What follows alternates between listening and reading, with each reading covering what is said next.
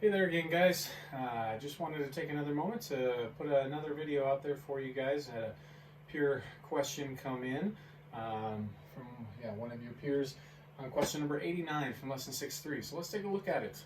Okay, we're here seeing that it says a traffic light weighing 12 pounds is being suspended by two cables. Find the tension in each cable. So this is essentially the picture that they went ahead and gave you. Notice they did give you additional information that the angle of depression, I guess you could say, for each of the cables is 20 degrees. Okay, and then I added a little bit of extra information here that's going to help us in this problem.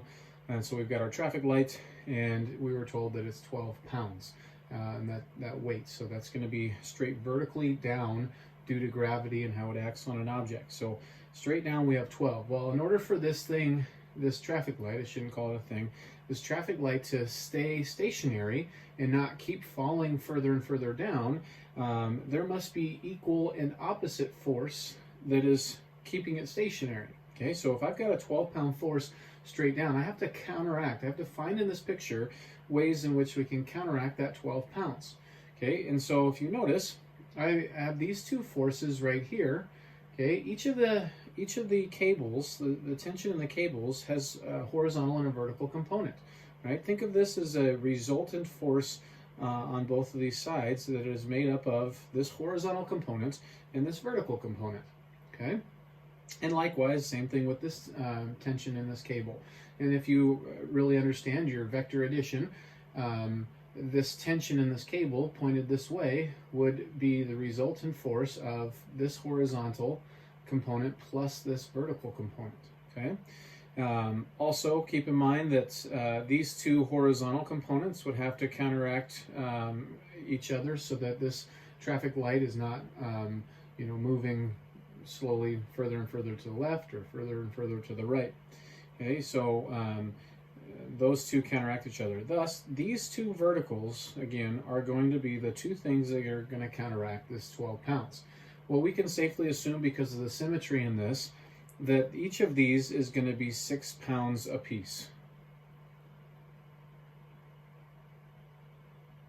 Okay, and using some information about our parallel lines that we've got going on here, these two horizontal components and this dotted horizontal line, here's a transversal. We know that this little angle is 20 by alternate interior angles, and that's 20 degrees by alternate interior angles. The question asks for find the tension in each cable, meaning it wants to know how many pounds of force is in this cable. Well, this is a little right triangle that we've now created, where this is again 20-degree angle, and we know the opposite, and we want to find the hypotenuse. So in that case, I'm going to set up sine.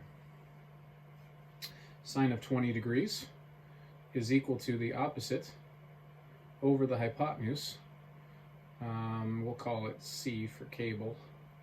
Okay, and then we can finish out solving for this, and we can say that C equals 6 divided by the sine of 20 degrees, or approximately, let's see here.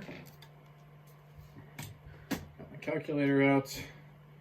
6 divide sine 20, I'm still in degree mode, and we get a 17.54 pounds in this cable.